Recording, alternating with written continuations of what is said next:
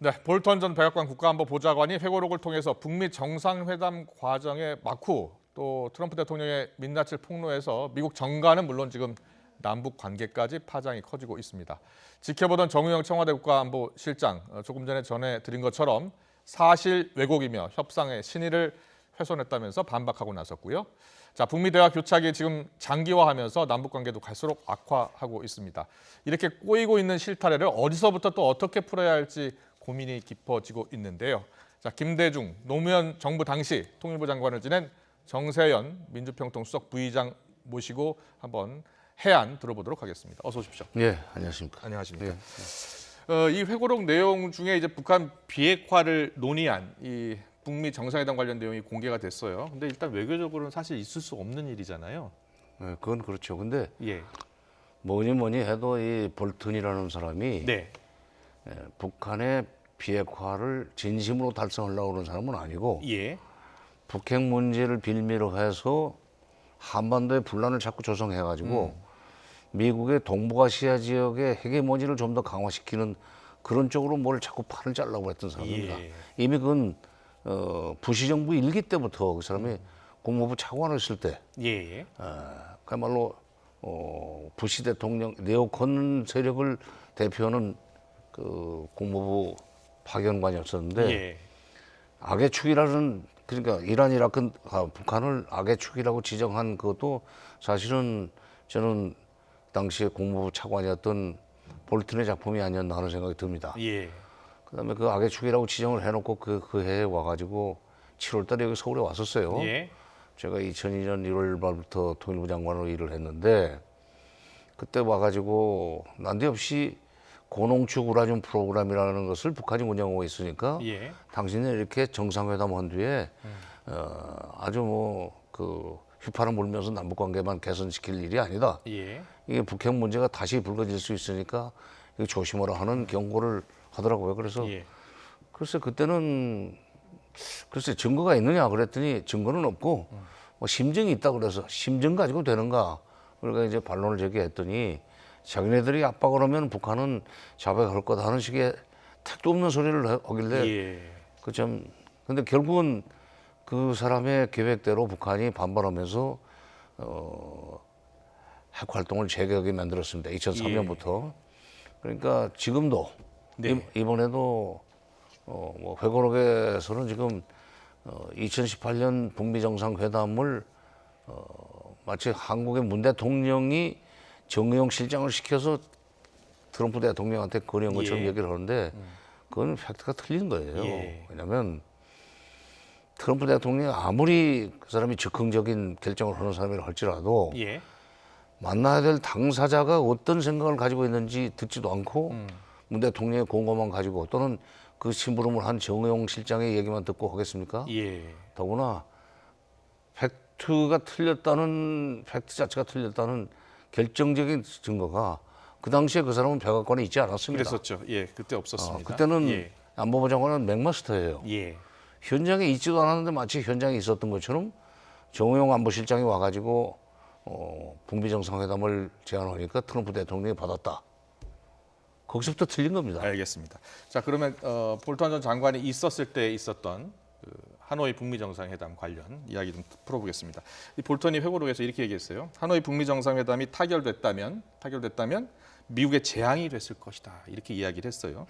그러면서 나쁜 협상이 될 수 있었던 건 하노이 회담이 결렬된 게 이 결론적으로는 좋은 협상이었다. 뭐 이렇게 이야기를 했거든요. 그러니까는 이 볼턴 전 보좌관은 이 타결이 안 됐으면 하고 바랬었던 것 같아요. 그렇죠. 그러니까 예. 볼턴이라는 사람은 제가 알기로는 미국에 있는 거대한 군산복합체의 먹이사슬 속에 들어가 있는 관료 중에 하나입니다. 예. 그렇기 때문에 북핵 문제가 해결되는 경우에 무기 시장이 없어지는 것을 두려워하는 사람이에요. 그러니까 하노이 회담이 제대로 그야말로 빅딜이 됐더라면 미국의 재앙이었을 것이라는 얘기는 북핵 문제라는 골칫거리가 없어지면은 남한이라고 하는 무기 시장이 없어지고 그렇게 되면 일본의 무기 시장도 줄어든다. 예. 그렇게 되면 동북아시아 지역에서 미국의 영향력이 그만큼 군사적으로 줄어든다. 예. 이거는 미국의 재앙이 아니라 미 군산복 합체 재앙인데 주어를 바꾼 거죠. 그렇군요. 그러니까 그건 예. 우리가 그런 맥락에서 이 사람의 말을 이해를 해야 됩니다. 그러니까 알겠습니다. 어느 집단의 이익을 대변하는가. 예. 그래서 이제 볼턴 회고록의 내용을 보면서 이제 이 볼턴의 평가 말고요. 그 정상 간에 어떤 언급이 있었는지 그걸 좀 보면서 이 북핵을 어떻게 풀었으면 좋을까라는 생각을 지금 좀 들어보려고 하는데요. 이렇게 얘기를 하더라고요. 김정은 위원장이 하노이 회담에서 이런 얘기를 했다는 겁니다.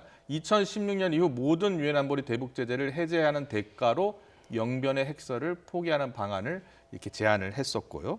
그리고 트럼프 대통령은 이에 대해서 대북 제재 완전 해제보다는 좀 1% 완화라도 요구하는 게 어떻겠느냐. 그러니까 좀 단계적으로 조금씩 요구하는 게 어떻겠느냐 이랬고 또 장거리 미사일 제거 포함안도 이렇게 제시를 했다는 거예요. 이 두 정상 간의 대화만 보면 좀 일치하는 점이 있어요. 그러니까는 트럼프 대통령도 어느 정도는 북한의 요구를 지금 수용하려고 했던 것 같거든요. 어떻게 보세요? 근데 이제 영변 핵시설 관련해서 예. 평소에 미국의 미국 당국자들이나 정보 분석하는 사람들은 영변의 핵시설이 북핵 능력의 80% 정도 된다고 그랬었어요. 예. 근데 막상 하노이에서 그걸 포기할 수 있다고 얘기를 하니까 갑자기 플러스 알파가 나온 겁니다. 예. 그러니까 영변 핵시설이 80%라고 평가를 하고 있는 데 대해서 북한으로서는 그렇다면은 2016년 이후 유엔 대북 제재 중에 적어도 민생과 관련된 5개 정도는 풀어달라. 그렇게 요구할 수 있다고 생각한 거죠. 그런데 거기다 대고 미국에서는 아니 그거 가지고는 맞바꿀 수가 없고 교환 가치가 성립되지 않으니까 영변은 50% 정도밖에 안 되니 플러스 알파로 가령 강선에 있는 고농축으로 단지도 폐기를 하면은 얘기를 해보자. 그러나 그마저도 5개 한꺼번에 안 되고 조금씩 해주겠다. 그러니까 지금 미국은 조금 주고 많이 받아내려고 그러고 북한은 대가에 맞게 미국이 내놓을 수 있는 대가에 맞게 양보하겠다는 거고 그게 바로 셈법의 차이라는 겁니다. 그렇군요. 그래서 그랬는가요? 트럼프 대통령이 결국은 이제 참모들의 말을 듣고요. 하노이 회담 결렬 이후 기자회견에서 이런 말을 했습니다. 자, 어떤 말을 했는지 들어보시죠. Denuclearization is it's a very important word, become a very well used word. And a lot of people don't know what it means, but to me it's pretty obvious. We have to get rid of the nuke. Basically, they wanted the sanctions lifted in their entirety, and we couldn't do that. 네, 지금 똑같은 얘기예요. 북한은 2016년 1월 이후 이제 유엔 대북 제재가 굉장히 많았지 않습니까? 그걸 좀 한꺼번에 좀 풀어달라라고 했는데 미국 입장에서는 이제 다 풀어줄 수가 없었다. 그래서 이제 이게 결렬이 됐다라고 이제 기자회견 때 밝힌 내용인데 이 참모들 앞서 이제 말씀하셨지만 거대한 그 네오콘들의 어떤 이게 타결을 원치 않는 그런 상황을 어떻게 그러면 이걸 극복해내야 됩니까? 그 세력이 훨씬 더 큽니다. 큽니다. 그러나 이제 트럼프 대통령이 힘을 쓸 수 있던 시점에 우리가 이 문제를 고비를 넘겼어야 되는데 이제 그걸 이제 시기를 놓친 것 같아요. 다행히도 트럼프 대통령이 재선이 된다면은 다시 이 문제는 또 6.12 시점으로 다시 돌아가서 다시 시작할 수가 있을지도 모르겠어요. 그러니까 지금 트럼프 대통령과 소위 군산복 합체와 밀접하게 연결되어 있는 관료 집단 사이에 지금 힘겨루기 위해서 지금 트럼프가 조금 밀렸어요. 그 틈새를 우리가 파고 들어가서 트럼프 대통령의 길을 살려주고 그러려면은 트럼프 대통령이 그런 관료 집단 내지는 비핵화를 말로는 하겠다고 하면서도 실질적으로는 해결 안 되기를 바라는 사람들을 찍어 누를 수 있도록 그 힘을 실어주는 것은 북한이 해야 됩니다. 북한이 해야 돼요. 그러니까 우리가 이제 그런 점에서 이 중간자 역할을 다시 해야 되는데 지금은 기대할 수가 없고 이 선거는 이제 끝나야 되고 당장 또 북한이 이번 시작한 대남 적대 행위가 금년 가을까지는 노동당 전당대회가 열리는 전당대회가 아니라 75주년 기념 행사가 열리는 10월 10일까지는 이 분위기를 끌고 갈 것 같아요. 그러니까 지금 서둘러서 하려는 건 아니고 다만 이제 우리가 앞으로 다음 정부, 그러니까 뭐 트럼프가 재선이 되건 아니면 바이든이 당선이 되건 간에 미국의 정책 결정 축선상에 있는 사람들과 긴밀하게 협의를 해가면서 한미 워킹그룹이 생기기 이전에 우리가 행사하던 일종의 남북관계에서 자율성, 그걸 찾아오는 그런 노력을 지금부터 시작을 해야 될 것 같아요. 자, 한미 워킹그룹 이야기 나왔는데요. 자, 한미 워킹그룹 이야기는 잠시 뒤에 하고요. 이 존 볼턴 보좌관이 이 당시 이제 회담 결렬 뒤에 한 이야기가 있어요. 이게 이제 네오콘을 이제 대표하는 말 같아요. 자, 어떤 이야기를 했는지 한번 들어보고 좀 설명 좀 부탁드리겠습니다. 자, 들려봐 주시죠. 그래픽으로 준비하셨군요. 네, 보세요. 실제로 북미 회담 이슈는 트럼프 대통령이 빅딜이라고 부르는 완전한 비핵화를 북한이 수용하고 반대급부로 경제 지원과 발전을 얻어낼 준비가 돼 있느냐 하는 것이었다라고 하면서 이건 뭐 당연한 얘기고요.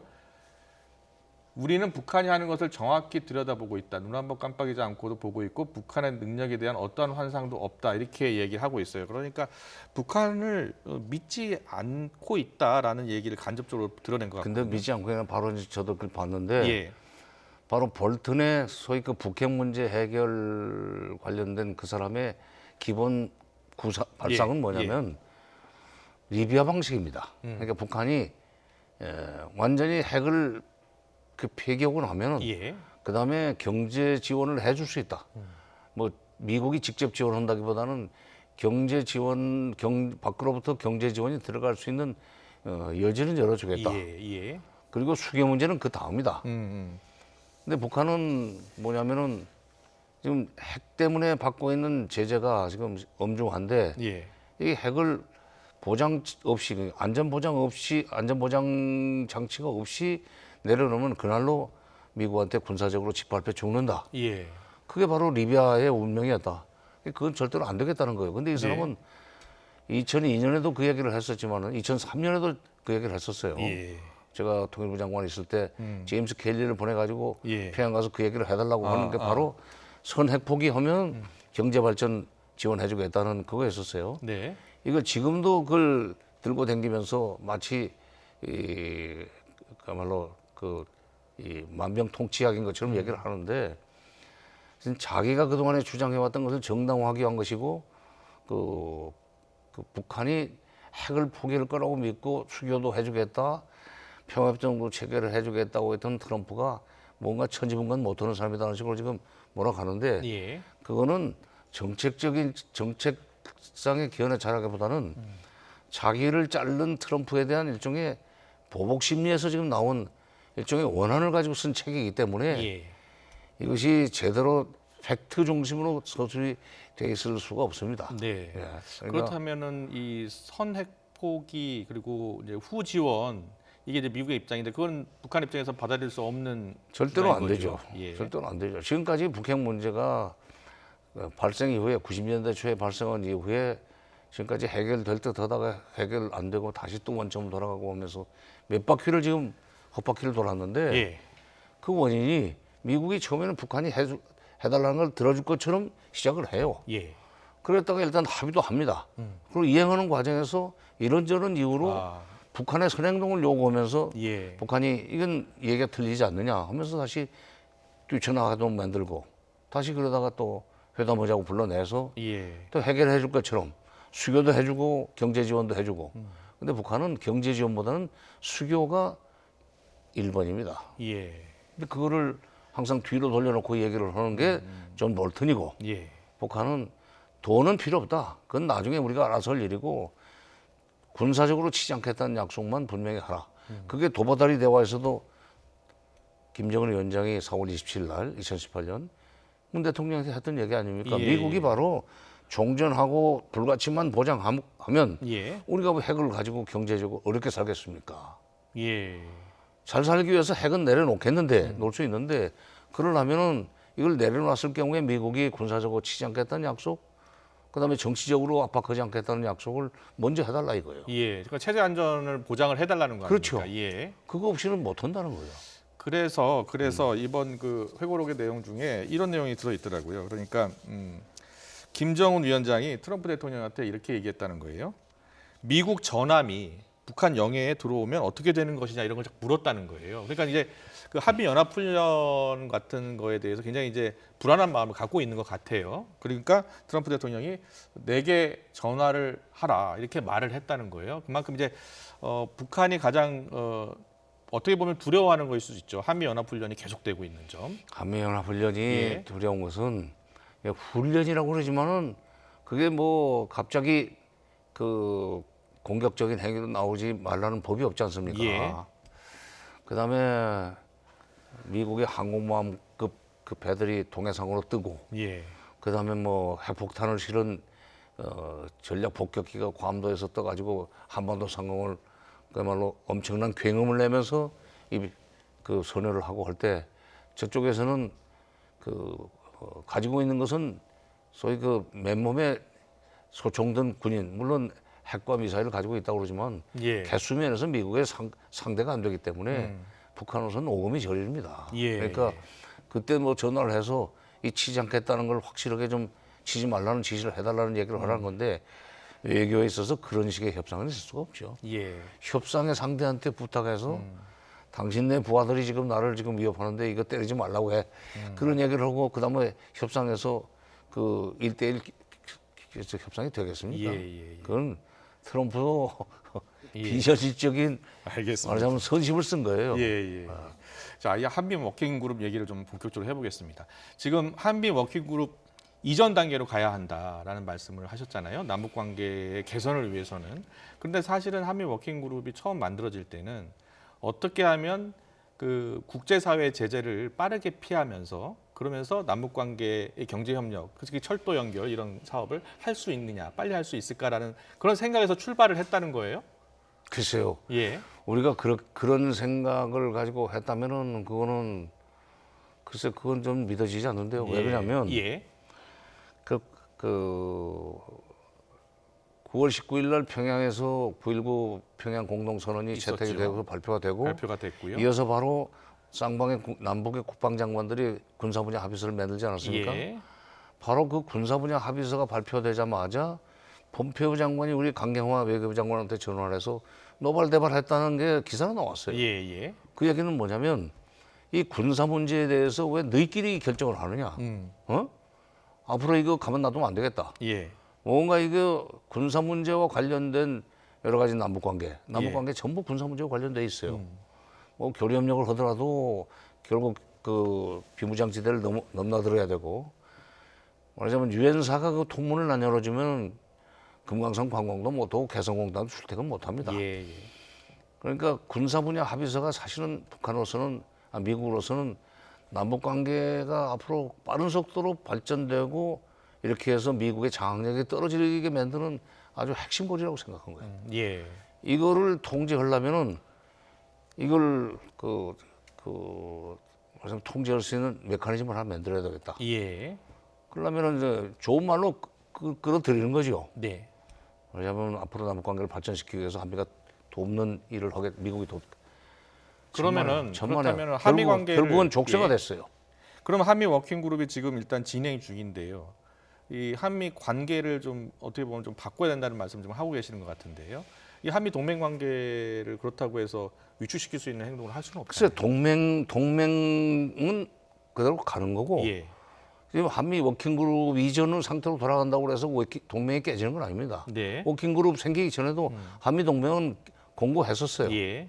그러니까 워킹그룹이 생긴 이후에 한미 동맹이 유지가 되는 것도 아니고 그러니까 그건 워킹그룹 생기기 이전에 소위 한미 간의 관계 다시 말해서 한국의 좀 남북 관계에서 자율성 예. 이것을 키워나가는 방향으로 우리 정부가 미국하고 그야말로 사력을 다해서 투쟁을 해야 돼요. 네. 투쟁해야 됩니다. 이건 적절하게 어떤 논리로 좀 접근을 해야 되겠습니까? 아니 우리 그거는 정부가? 지금 시간이 지금 예. 뭐 시간이 없는데 그 논리까지 얘기를 예. 하면은 논리도 그것은 이제 청와대에서 이제 개발을 해야 될 일이고 예.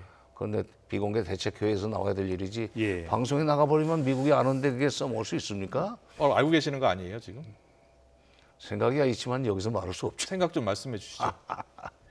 그러면 못 써먹는다고. 전략이라는 것은 예. 바로 실행에 옮길 때까지는 그 보안이 유지돼야 됩니다. 아쉽습니다. 오늘 저기 사실 전 장관님 불러서 이렇게 초대해서 그 말씀을 좀 듣고 싶었거든요. 지금 남북 간에 이렇게 이제 위기가 고조되고 있는데 오늘 푸는 실타래를 좀 풀 수 있는 그런 해법이 무엇이냐. 물론 이제 한미 관계 부분을 좀 재정립할 필요가 있다는 말씀을 해주셨고요. 이 남북 관계를 또 풀 수 있는 또 해법이 있을 것 같은데. 아니, 남북 관계는 전단살포 문제부터 확실하게 처리하고 예. 그리고 법 만들어 놓고 기다리면은 저쪽에 이 법을 만들어 놓는다는 얘기는 4.27 선언과 9.19 선언을 이행할 의지가 있다는 의미도 있지만 예. 4.17 선언과 9.19 선언을 이행하기 위한 외적 조건은 한미 관계에서 결정납니다. 예. 그러니까 워킹그룹에서 사사건건 발목 잡히던 상황은 끝났다. 예. 이제 독자적으로 치고 나올 수 있는 가능성이 있다 네. 하면은 움직일 거예요. 예. 네. 그렇군요. 그래서 제가 워킹그룹 이전으로 돌아가야 된다 하는 얘기를 하는 겁니다. 알겠습니다. 중요한 말씀 해주셨습니다. 조금 더 시간이 있으면 더 듣고 싶으신데 일단 좀 함구하고 계셔가지고 제가 한번 전화를 드리고 이야기 좀 듣고 한 번 더 모시겠습니다. 지금까지 정세현 민주평통 수석 부의장과 함께 위기의 남북관계 풀어줄 해법에 대해서 알아봤습니다. 잘 들었습니다. 예.